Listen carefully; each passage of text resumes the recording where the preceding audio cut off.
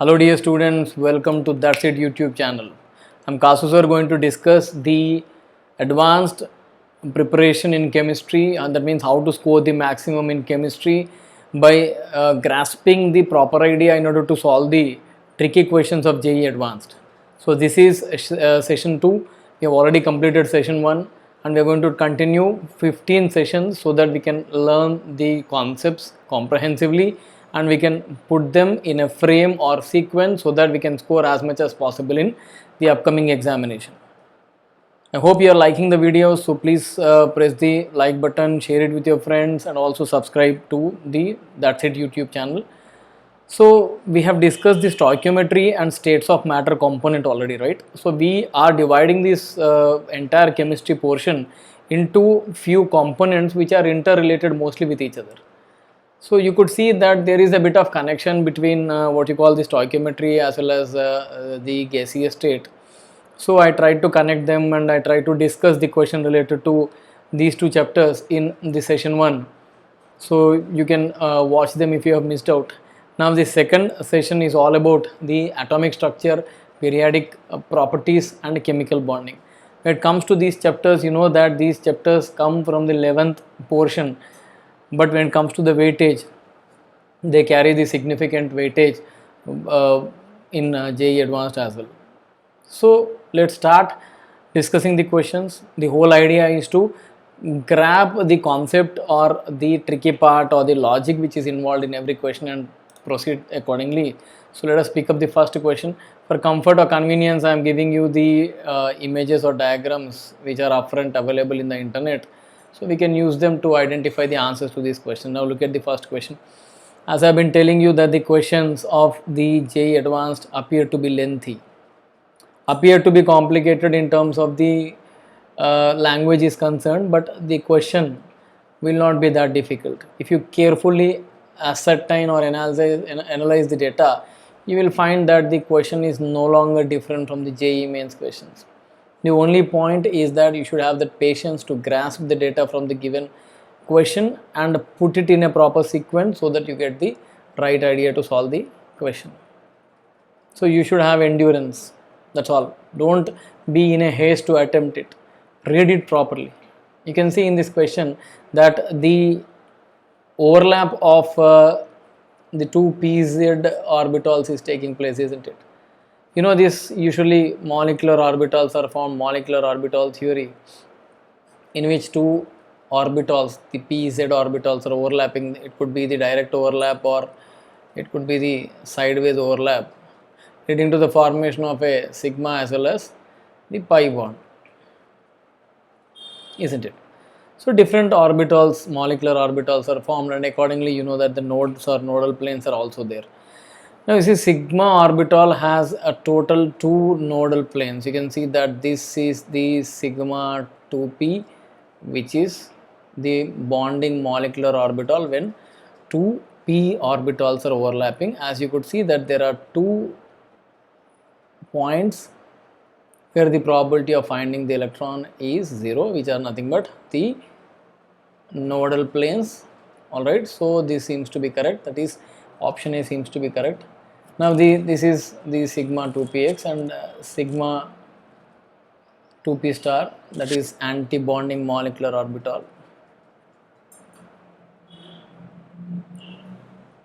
What will happen? The orbitals are repelling and getting away from each other. You can see the orbital are moving away from each other. These are the lobes which are getting repelled, and the nodes are already present in P. You can see these are already there when they are overlapping. As a resultant, these two orbitals are repelling, therefore there is another node which is formed between the two. So apart from these two nodes, and there is another node which is also being formed because of the repulsion between these orbitals, because they are not in phase, they are out phase overlap, destructive interference, anti-bonding orbitals. So sigma star has one node in the XZ plane containing the molecular axis.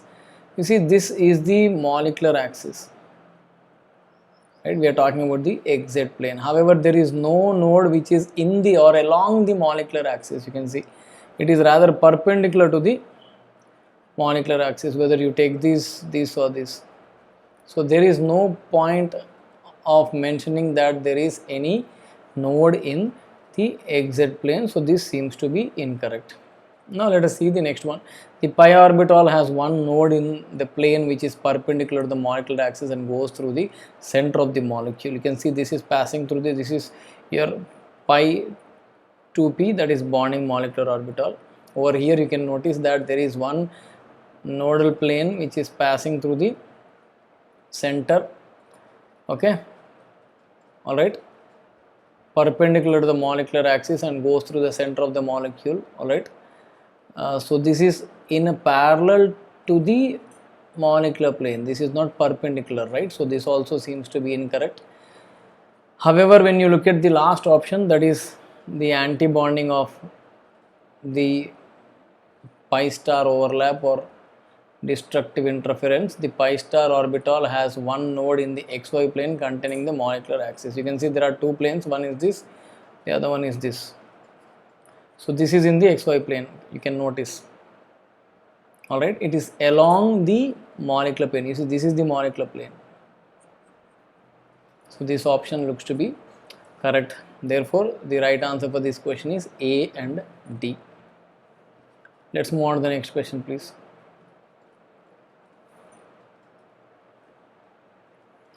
Consider a helium atom that absorbs a photon of wavelength. You can see the data. You have to write the data properly. Question is from the atomic structure.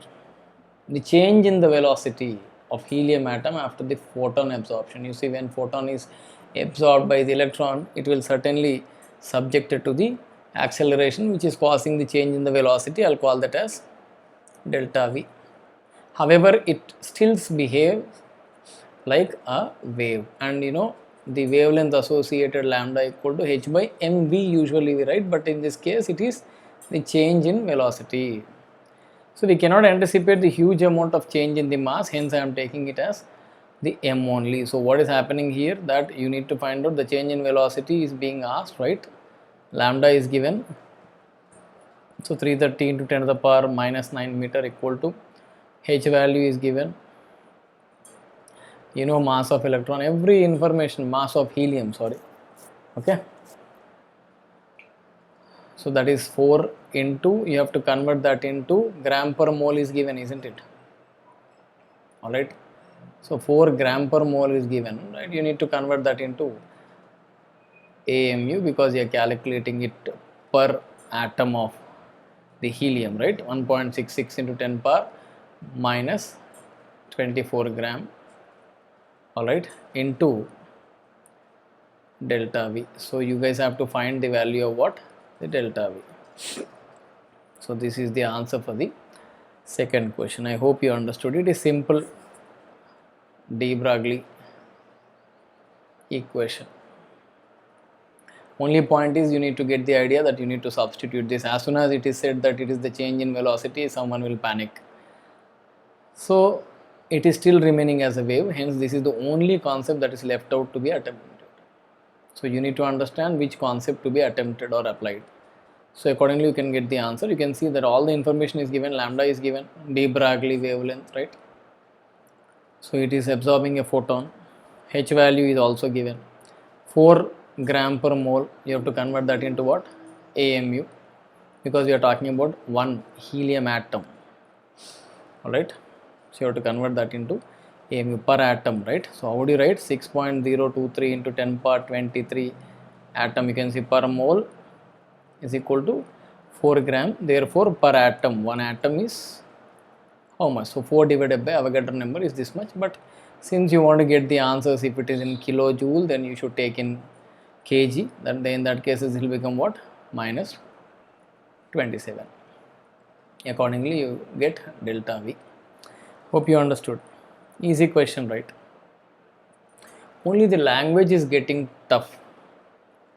Language is getting lengthier. There is nothing inside the question. You can see that this is a very simple question. At one side what they did is that there is a magnet which is being kept and substance X is being placed and different substances are being taken in option A, B, C, D. So if it is getting repelled, you can see the upward deflection means when the external magnetic field is applied, this is getting repelled. So when it is said that it is upward, that means it is getting repelled or it is diamagnetic substance. However, when it is getting pulled towards the magnetic field, you see downwards, that means this is by nature what? Paramagnetic. So it is indirect way of asking whether the given compound is diamagnetic or paramagnetic. Only the language is getting complicated, isn't it? You can see H2O. You know that hydrogen duplet, that means electrons are paired up. Oxygen has 10 electrons because oxide ion. All the electrons are paired. Therefore, obviously H2O is what? Diamagnetic. So if it is diamagnetic, it will be repelled, isn't it? So the deflection of the pan is upward, it is getting repelled. Over here you see it is potassium ferrocyanide, in which the iron oxidation state is +2. The configuration is what? 3d6. So if it is 3d6, when it is forming the complex, right, you have the 6 electrons over here. When it is forming a complex with a strong field ligand, you see cyanide is strong field ligand. Then in the presence of strong field ligand, we know that the pair up of electrons take place. So when it is pairing up, what do we expect here? The electronic configuration of this Fe+2 will be T2G6 Eg0. You know the split, isn't it? Crystal field stippling, right? So all the electrons are getting paired up. So this is T2G6 and Eg is 0 because the energy gap is high, since you have taken what? Strong field ligand. So all the electrons have been paired up. There is no unpaired electron present. So it is also upward. Correct statement. It is also getting repelled. There is no unpaired electron, so that we can say that it is paramagnetic, isn't it? When it comes to the oxygen, the deflection is downwards. Yes, that is absolutely true. Because you know, oxygen is a paramagnetic species. Therefore, it is downwards. Alright. If X is benzene, the deflection is downward. This is absolutely wrong because you see benzene does not carry any unpaired electron, isn't it? However, there is some ring current which is present, which is not exactly going to influence the external magnetic field so much. One has to understand that there is no extensive magnetic field which is generated inside benzene that will be pulled downwards. So we cannot anticipate this to show what you call the paramagnetism. It is actually diamagnetic substance, therefore it should be upwards, but it is given as downwards. So the right answer for this question is A, B and C, multiple choice questions. Hope you understood. Simple question interpreted in a different manner so that student feels it is complex. You see, that is the beauty of JEE Advanced. Question is appearing to be complicated. There is nothing inside. It's like KGF movie, right? With full of background music. I agree that the movie is good, but background music, the background score had dominated the entire movie script. So there is a lot of noise, there is a lot of images, there is a lot of diagrams, there is a lot of usage of the complex language in the question, which makes a student initially panic, and that is where the JEE Advanced is going to prick you, and as soon as you are panicked, you are gone. There are chances that your confidence levels might go down and you will make a mistake. So if you don't want this to happen, you should have that guts to read the question and interpret the data. Try to understand from which concept the question is being asked and correlate to that concept and accordingly answer it. You can see this is also very important. An easy question. This is a graph that we know related to the internuclear distance and potential energy. As the hydrogen atoms are coming closer, at this point they will form a stronger bond, hence this is called bond length. And this corresponding energy is called bond energy, because this is where the system gets stabilized. However, when they are further brought together, you know that the repulsion will take place and energy will further increase. This is there in your physical chemistry textbooks. So when the two atoms are approaching each other, you know that they will develop the electrostatic forces, which is actually causing the potential energy. You can see that at a particular distance, you can see that at D0, electron-electron repulsions and nucleus-nuclear repulsions are absent, right, at this point of time, where the energy is being interpreted as E0. So at d naught, that means when the atoms are approaching to a distance where they are least repelled. This is the distance that they are approaching. The two hydrogen atoms are approaching. So the distance when I say is nothing but the radius of the hydrogen atom. I will consider that in the first orbit because hydrogen atom has electrons in the first orbit. So this is nothing but 0.53 angstrom. So this is the distance at which the repulsions are anticipated to be minimum or maximum. That is the base, right? That is the bare minimum distance what we can expect. So when we apply the electrostatic laws, that means the energy associated with it, what is that you need to find out? Potential energy. This is all extra statement, right? When they are infinitely apart, you know that the potential energy is almost zero. Like, you know, when they are infinitely apart, when they are moving away from each other, it will again become zero. So potential energy is asked is nothing but 1 by 4 pi epsilon naught into q1 q2 by r square. You know the value of permittivity constant 9 into 10 power 9 into charges of both the electrons of proton which are actually repelling each other, which is either maximum or minimum, is 1.602 into 10 power minus 19 coulomb divided by the distance that they are achieving is actually 0.53 angstrom into 10 power minus 10 meter, because you are converting everything into meter. This is also in Newton meter square. These values are in coulomb. This is also in meters, right? Newton per meter square. So this is the answer, but this is for how many hydrogen atoms? 2 hydrogen atoms per hydrogen, isn't it? So you have to this is isn't it, right? You know, this is the energy that is associated with, all right. So 2 hydrogen atom, I think you have to, what is the net potential energy? Net potential energy where electron repulsion is taken and the hydrogen atom is taken as 0, right? So this is the repulsion cost per hydrogen atom, sorry, into 2 will give you the energy of the H2 molecule. You can see that the overall H2 molecule is formed, right? So into 2 into 6.023 into 10 power 23. Why am I doing it? Is for the molecule per mole. See why I did this multiplication, because it is per 2 hydrogen atoms per mole. So this is the answer for this question. So please make a note. Even if you commit a mistake of leaving, after grabbing the concept, even if you leave it over here, it's a mistake unless you multiply this by 2. Why am I multiplying this by 2? Because the whole system is actually H2. And why am I doing this multiplication is because you have to calculate per net potential energy kilojoule per mole. You have to calculate per mole. That is one thing that you need to do, right? So when you do this, you will get the answer. Okay. Now let's move on to another simple question. There are 4 sets of compound which are given, and which of the following molecule possess, you know, which set rather all 4 possess the permanent dipole. You know, dipole moment becomes 0 if it is symmetrical molecule.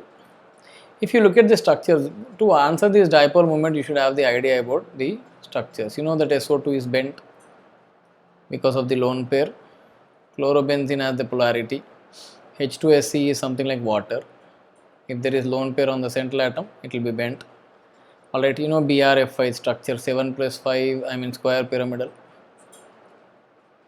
You can check my videos of finding out the geometry. I have even released 1-minute video on that. BRF5 is non-symmetrical because it is having a lone pair of electron as well. What else we have? BF3, you know that BF3 is planar molecule. O3 is bent unit. Alright, what else we have? SF6 is symmetrical molecule. I'm drawing the structures of all the molecules which are being given here, isn't it? BeCl2 is also linear. Carbon dioxide is same like BeCl2. Chloroform is tetrahedral geometry. CS3Cl is somewhat similar to that. POCl3 is, and you also have ammonia there, which has a lone pair as well. And you have NO2, you know NO2 is also bent because of the unpaired electron. So these are all the examples which are given, right? So if it is bent, non-zero, alright, because you see this upper part is exactly cancelled by the resultant of two lower parts. So this is 0, we have studied. This is bent, non-zero. This is symmetrical, so getting cancelled, so mu equal to 0. This is non-symmetrical, right, non-zero. Linear getting cancelled, 0. Linear getting cancelled. This is bent, non-zero. This is tetrahedral for these two, non-zero. Ammonia also non-zero.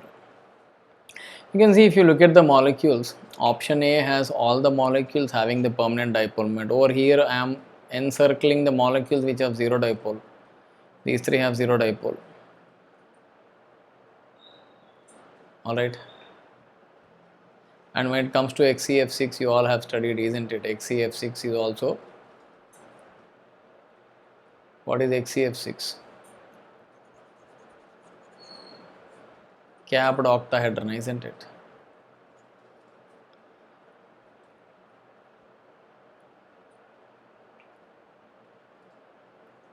So that is also non-symmetrical, unsymmetrical. So I am encircling here, you can see option A and D have non-zero dipole. So how do you predict that it has the non-zero dipole? By virtue of looking at its geometry. One of the key factor which is going to decide the what you call dipole moment is actually what? The structure. So you should have the idea about the structure, about which I have released a video how to find out the geometry. You please check out. Alright.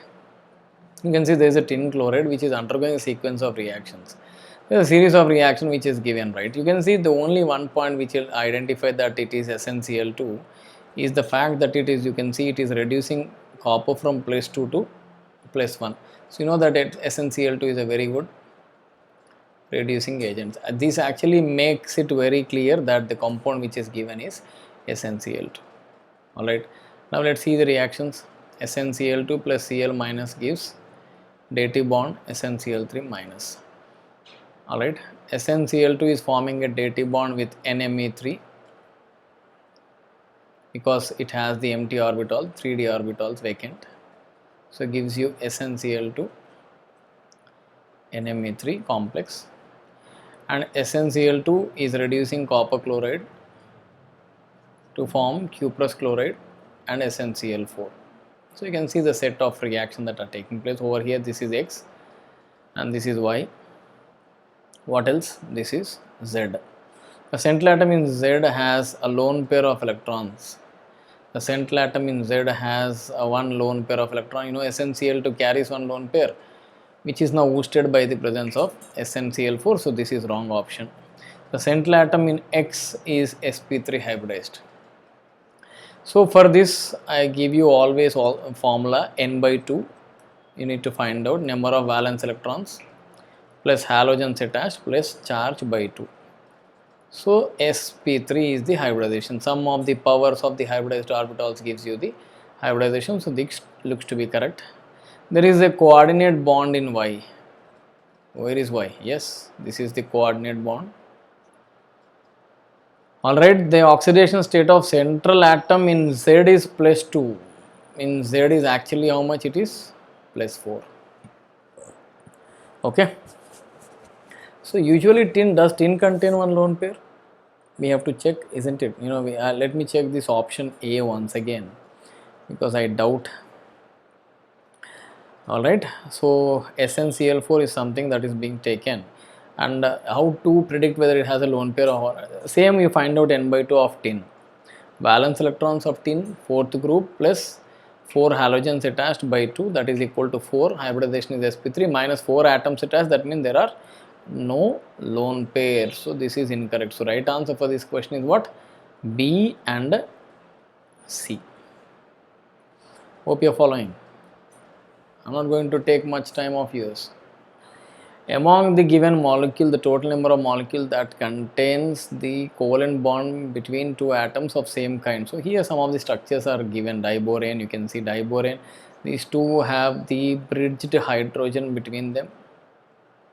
So there is no point in expecting that there is a direct bond. There is no direct bond present. Yes.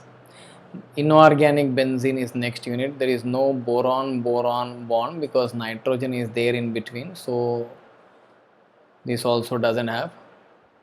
N2O, look at the structure of N2O. Yes, nitrogen bond is there. N2O4, look at the structure of N2O4. You can see there is a bond between these two. H2S2O3, there is a bond between two sulfurs. And you have H2S2O8.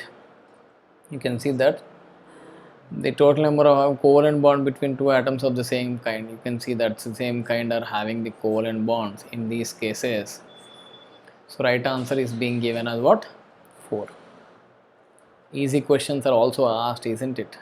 Not all the time the difficult questions are expected. In fact, some of the questions are very easy like this. XeF4 is reacting with F2O2. Very frequently seen question. Very famous and very easily answer can be predicted, right? You can see XeF4 F2 gives rise to XeF6 and O2. That's all. When you look at the structure, I told you, I've been telling you to find n by 2, isn't it? Valence electrons of xenon plus halogens by 2. So 7 means hybridization is sp3d3 minus 6. That means there is one lone pair on xenon. And you know, when fluorine forms one bond, when you look at the structure, you will understand, isn't it? XeF6.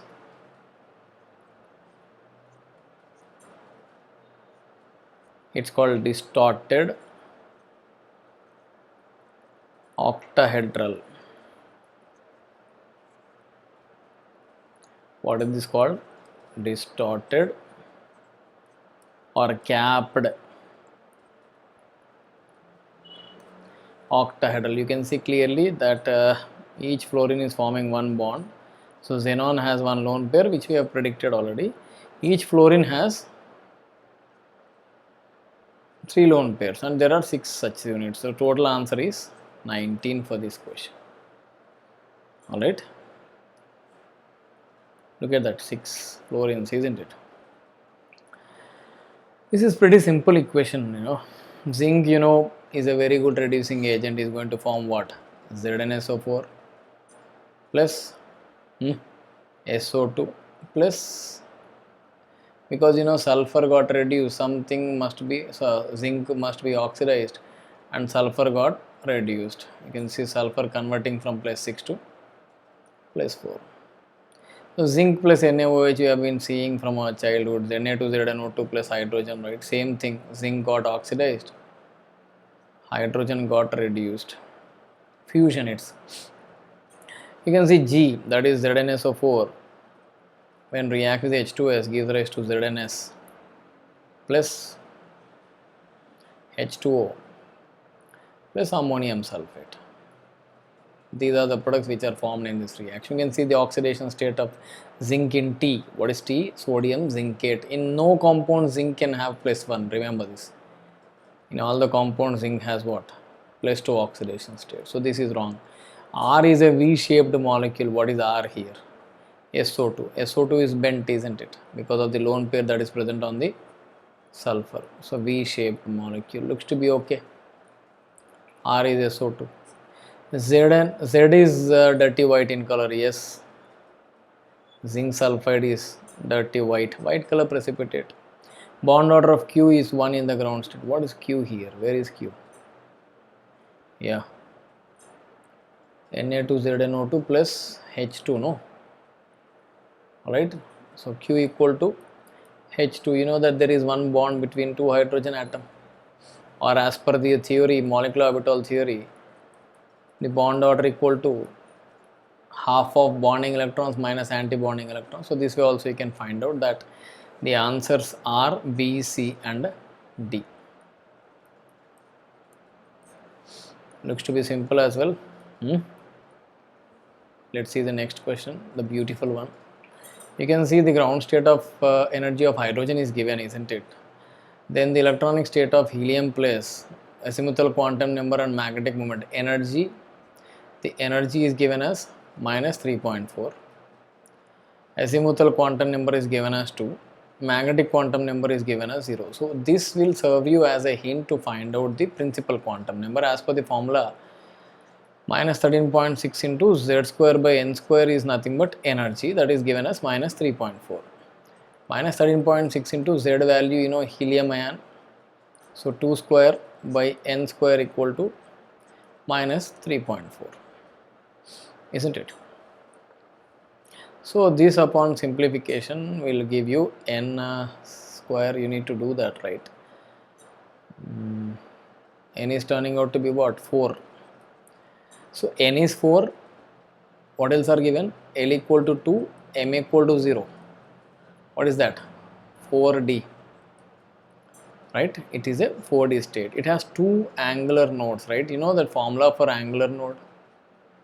Angular node is nothing but L. So which is given as 2. That is the correct answer. It has 3 radial node. You know radial node formula? What is that? N minus L minus 1. That is 4 minus 2 minus 1. This is equal to 1. So it has how many radial nodes? It has only 1 radial node, that is between 4D and 3D. So this is not correct. Am I right? Any mistake? No.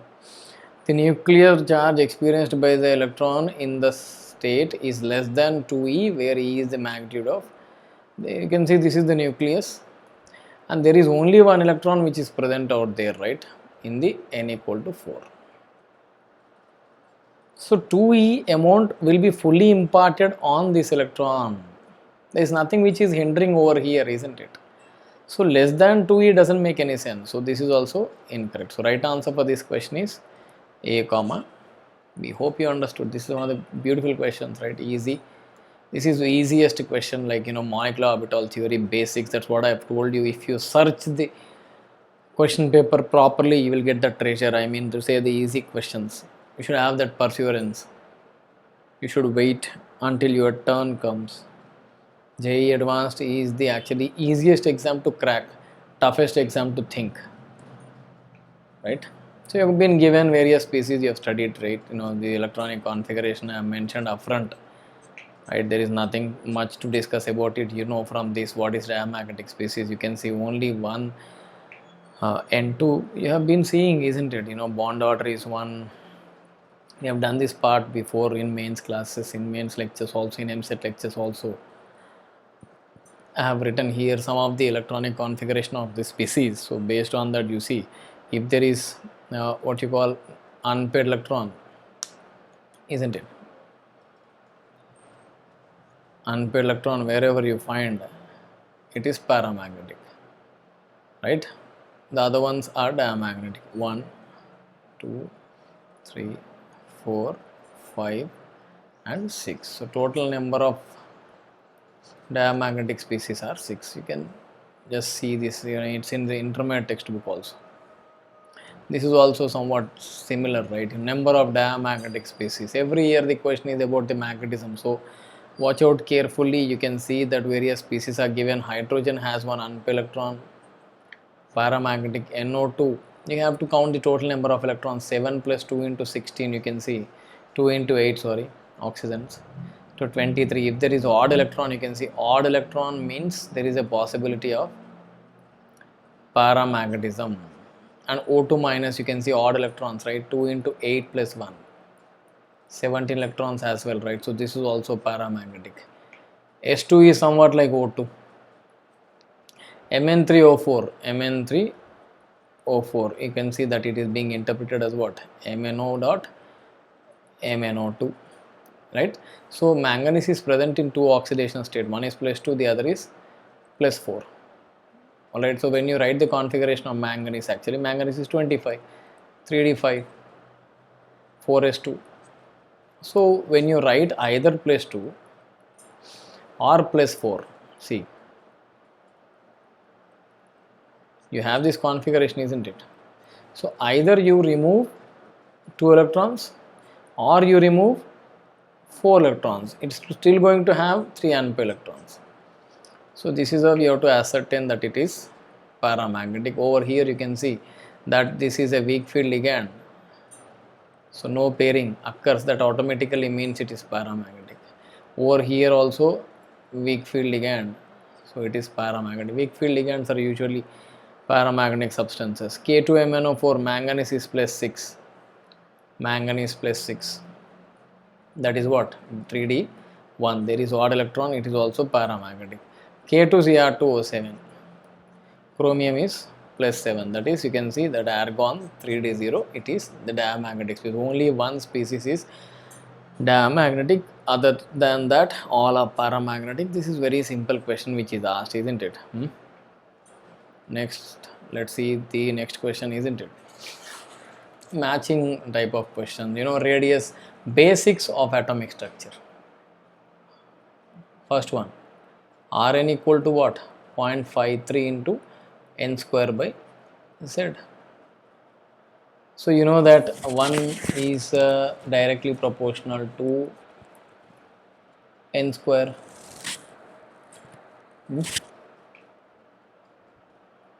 1 is directly proportional to n square, isn't it?